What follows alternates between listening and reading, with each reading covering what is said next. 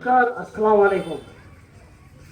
প্রথমে আমাদের বুথকর্মী যারা আছেন তাদেরকে আমার সালাম বা প্রণাম, এবং দর্শকবৃন্দ যারা আছেন তাদেরকে আমার সালাম বা প্রণাম।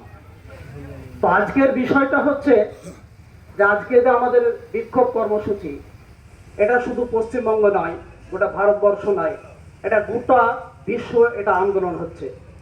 তা আন্দোলনটা কি হচ্ছে আমরা সবাই জানি।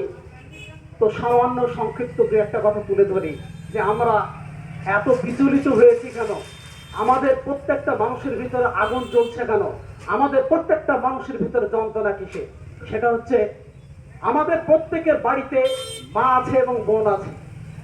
তো মা বোন আছে, তাহলে আমাদের যে স্নেহ ভালোবাসার যে কত মর্যাদা আমাদের যেমন আছে, এবং সেই মৌমিতা দেবনাথর আছে।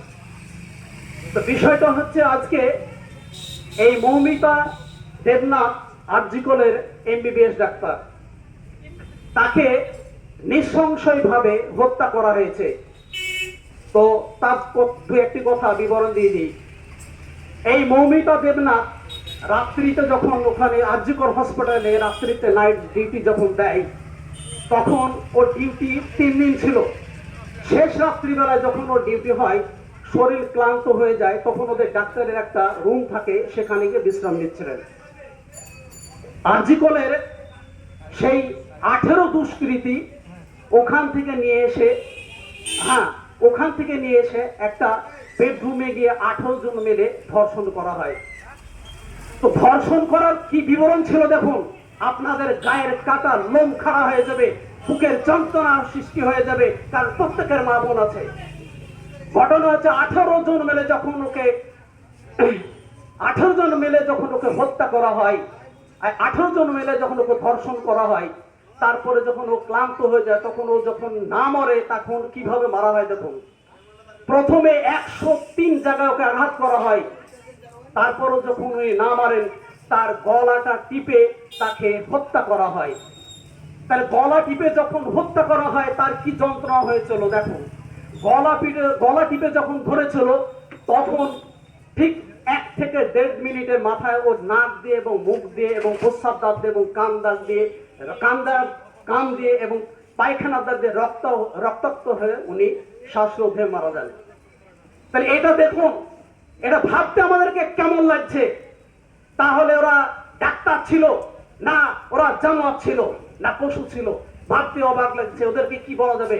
মানুষ রূপে শয়তান বলা যাবে না কি বলা যাবে? তো সংক্ষেপে চলে আসি। আজকে আমাদের পশ্চিমবঙ্গের অগ্নিকন্যা মমতা বন্দ্যোপাধ্যায় এর জন্য গোটা রাজ্যে এই বিক্ষোভ কর্মসূচি সেই প্রথম থেকে চালু করেছে, এবং যখন শুরু করা হয় 2-1 দিনের মাথাতে এই কেন্দ্রের যে নরেন্দ্র মোদী বিজেপি সরকার ছক করে সিবিআই নিয়ে এসে এই কেসটাকে হাতে নিলেন। হাতে নেওয়ার পর সিবিআই যখন ওখানে যাবে, দুষ্কৃতী দিয়ে ওখানে আরজিকরের হসপিটালে ওখানে দুষ্কৃতী দিয়ে ওখানকার যে প্রমাণপত্র ছিল সেটা লোপাট করা হয়। এটা আমাদের লজ্জা। আমরা ধর্ষণ করছি, গলা টিপে মারছি, 103 খানা ওখানে আঘাত করছি, শ্বাসরোধ করে মারছি, তবু আমাদের পেট হচ্ছে না। আমরা এত জানোয়ার হয়ে গেছি, এক ধরনের পশু মানুষ আছে।